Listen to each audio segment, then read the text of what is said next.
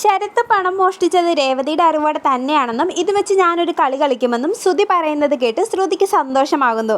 ശേഷം ശ്രുതി പറഞ്ഞതനുസരിച്ച് ചന്ദ്രമതിനെ വീഡിയോ കാണിക്കാനായി ശ്രുതി ഭാമാൻ്റിയുടെ വീട്ടിലേക്ക് പോകുന്നു.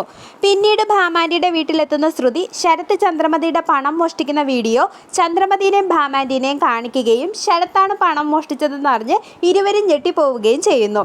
തുടർന്ന് ഈ വീഡിയോ വൈറലായ വിവരം ശ്രുതി ഇരുവരെയും അറിയിക്കുന്നു. തുടർന്ന് രേവതിയുടെ അറിവോടെ തന്നെയാവും പണം മോഷ്ടിച്ചതെന്നും ഇത് ഞാൻ വെറുതെ വിടില്ലെന്നും പറഞ്ഞ് ചന്ദ്രമതി ശ്രുതിനെയും കൂട്ടി രേവതിയുടെ വീട്ടിലേക്ക് പോകുന്നു. ഇതിനിടയിൽ ശരത്തിനെ കാണുന്ന ആൻ്റണി നീ വൈറലായെന്ന് പറഞ്ഞ് ചന്ദ്രമതിയുടെ പണം മോഷ്ടിക്കുന്ന വീഡിയോ ശരത്തിനെ കാണിക്കുന്നു. തുടർന്ന് ഈ വീഡിയോ പുറത്തുവിട്ടത് സച്ചിയാണെന്ന് ശരത്തിനെ പറഞ്ഞ് വിശ്വസിപ്പിക്കാൻ ശ്രമിച്ചെങ്കിലും സച്ചിയേട്ടൻ ഒരിക്കലും അങ്ങനെ ചെയ്യില്ലെന്ന് എനിക്ക് ഉറപ്പാണെന്നും നീ തന്നെയാണ് ഇതിന് പിന്നിലെന്ന് എനിക്കറിയാമെന്നും പറഞ്ഞ് ശരത്ത് അവിടെ നിന്നും പോകുന്നു. പിന്നീട് വീഡിയോ പുറത്തു വന്നതോർത്ത് ശരത്ത് വിഷമിക്കുകയും ഇനി എന്ത് ചെയ്യുമെന്നോർത്ത് ടെൻഷൻ അടിക്കുകയും ചെയ്യുന്നു. ശേഷം വീട്ടിലെത്തുന്ന ശരത്ത് ആരും ഒന്നും അറിഞ്ഞിട്ടില്ല എന്നോർത്ത് സമാധാനിക്കുന്നു.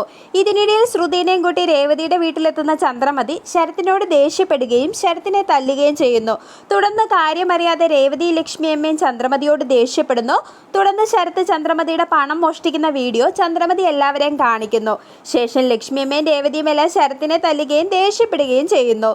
തുടർന്ന് ചന്ദ്രമതി രേവതിയെയും കുടുംബത്തെ അപമാനിക്കുകയും രേവതിയോട് ഇനി എൻ്റെ വീട്ടിൽ കയറി പോകരുതെന്നും പറയുന്നു.